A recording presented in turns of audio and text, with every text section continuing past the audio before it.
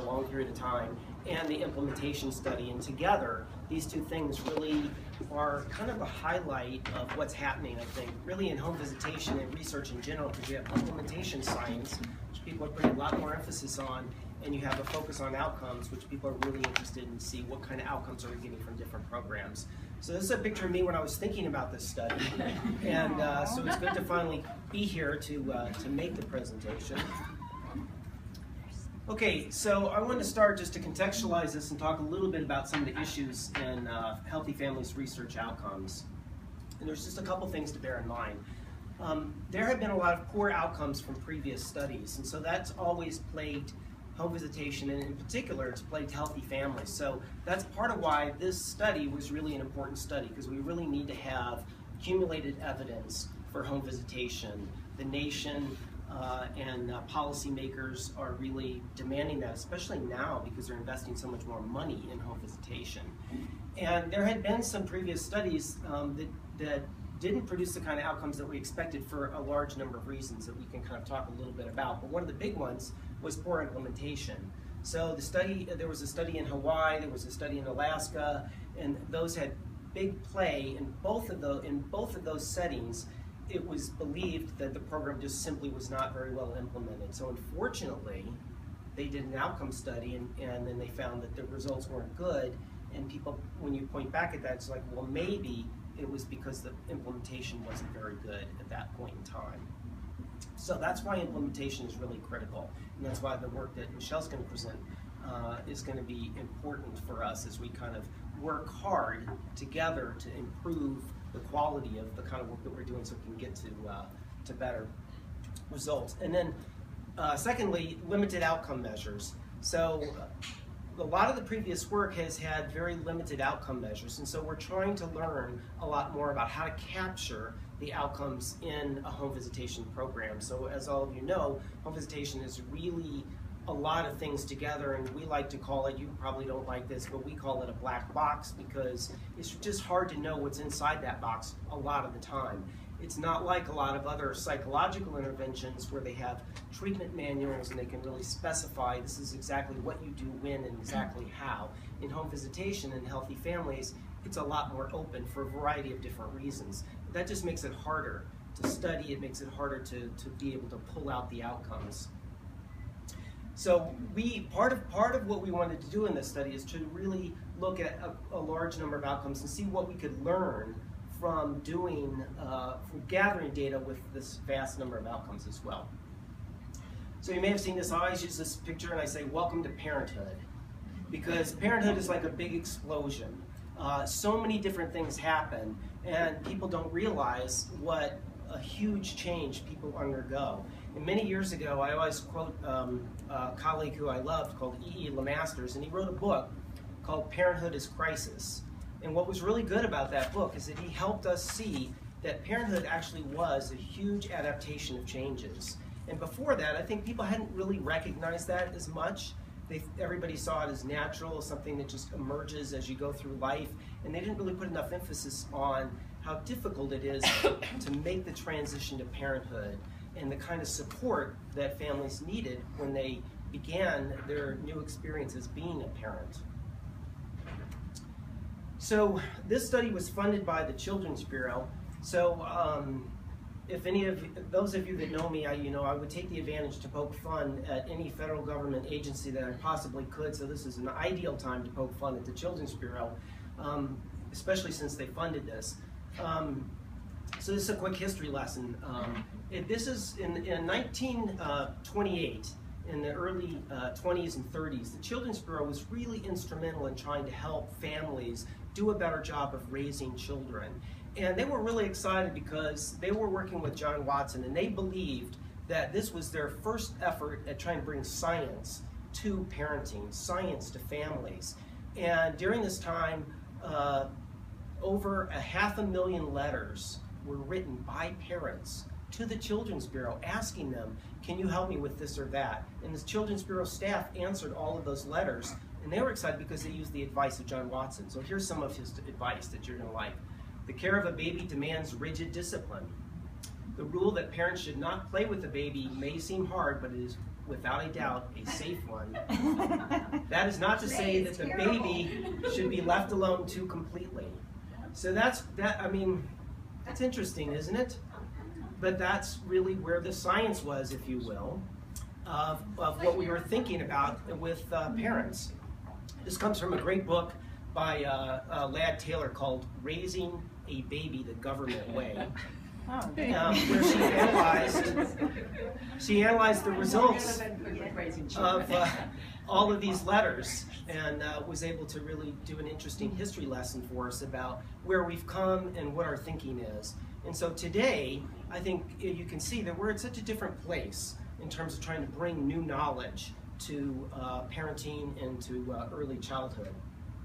And I'm hoping today that our science is one step better than what Watson and the Children's Bureau had to offer in the 30s. So you know this is Healthy Families Arizona program, and this also is a program that talks about growing great kids. It has two components: parenting, attachment, and child development, and parental resilience. So today, for the analysis and for the way that you need to think about the results, is we really have two things that we're trying to study. One is the Healthy Families program, right? The program model.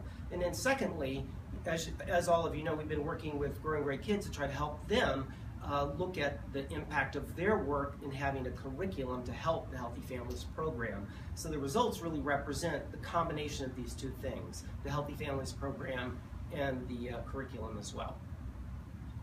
So the research design was a classic randomized controlled trial, and we did the random assignment.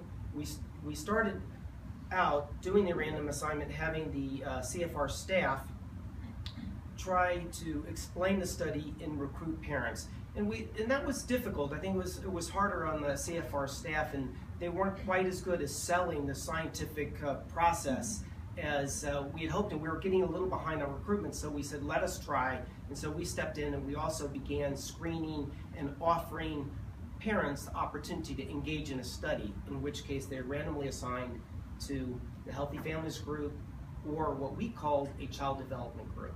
So there were two different groups, and the child development group was, in essence, the control group. And just to remind everybody, the reason that this is always hard to do a randomized clinical trial, but the reason this is maybe not so bad is we know that in Healthy Families, not all the families that qualify can get the services. So we're already not being able to deliver all the services that we can to the families that would qualify. So in a randomized trial, we just control that a little bit more, and we say these people get the services and these people don't.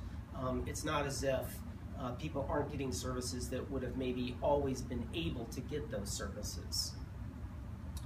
We had multiple contacts with the family where we did the pre-assessment, the baseline assessment, 6-month assessment, the 1-year assessment, 18 and so forth, as we kind of tried to follow them over time. We tried to do a number of things to manage retention in the study. As you know, when you do a study, retention is a really critical factor, very important. And these families are hard to retain because they move a lot. You can lose contact with them really quite easily. We did okay.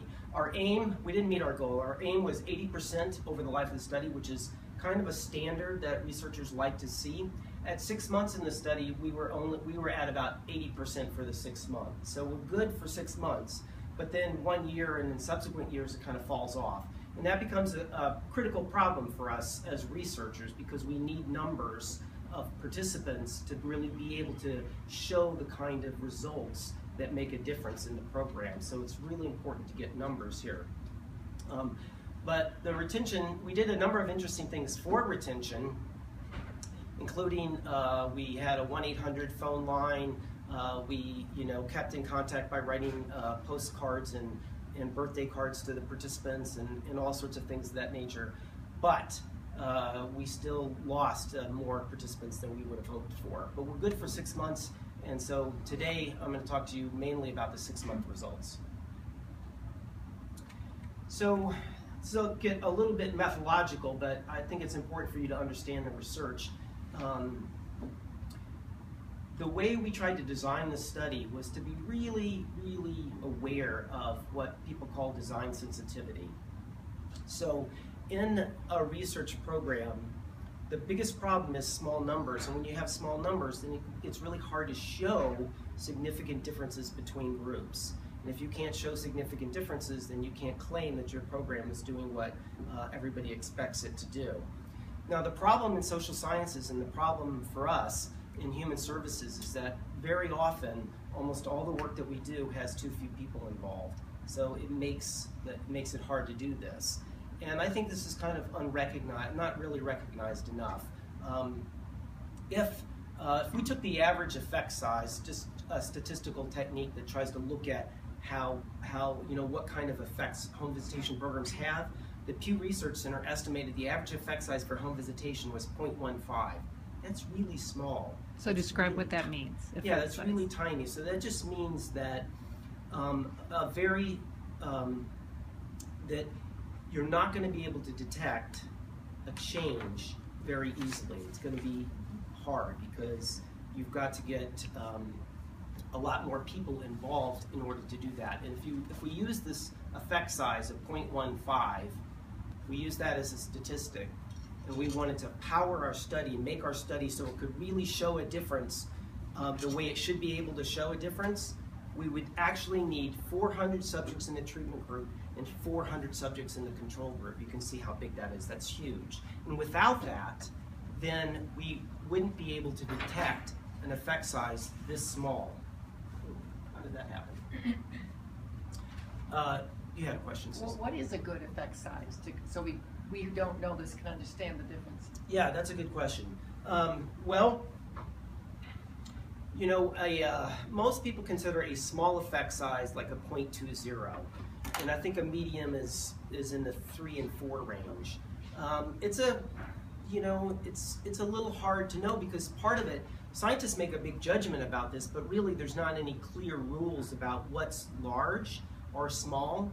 And so one of the failures in my mind of social sciences is that they've looked and pressured us for larger effect sizes than maybe they should have.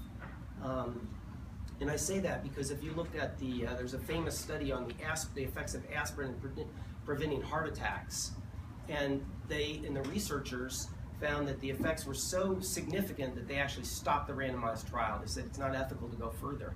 That effect size was way smaller than 0.15. It was just tiny, but yet they said if you can prevent a heart attack in a handful of people, that's important enough that we shouldn't continue with the study.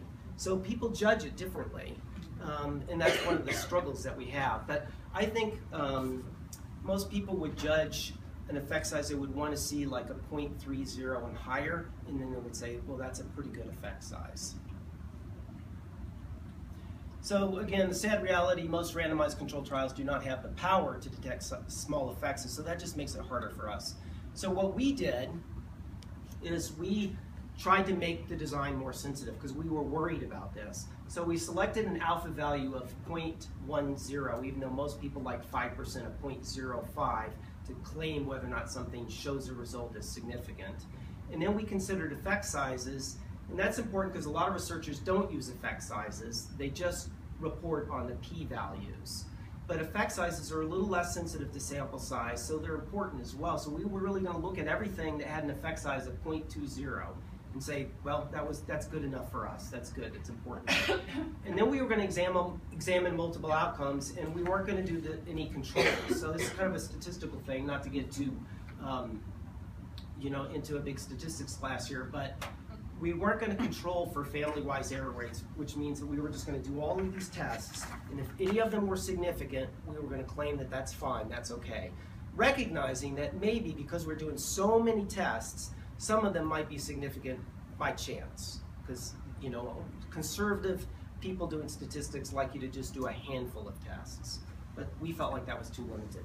We did, however, do an intent to treat analysis, and that is a very conservative way of looking at the results, but today researchers are really pushing that a lot. So what that means is that once you get assigned into the treatment group, you always have to follow that participant just like they got everything you expected to them. So in Healthy Families, we do the random assignment. They're randomized into the Healthy Families group. The home visitor goes for one visit and explains the program in more detail, and the parent says, you know, it isn't really what I expected, so I think I'm not really interested in participating anymore.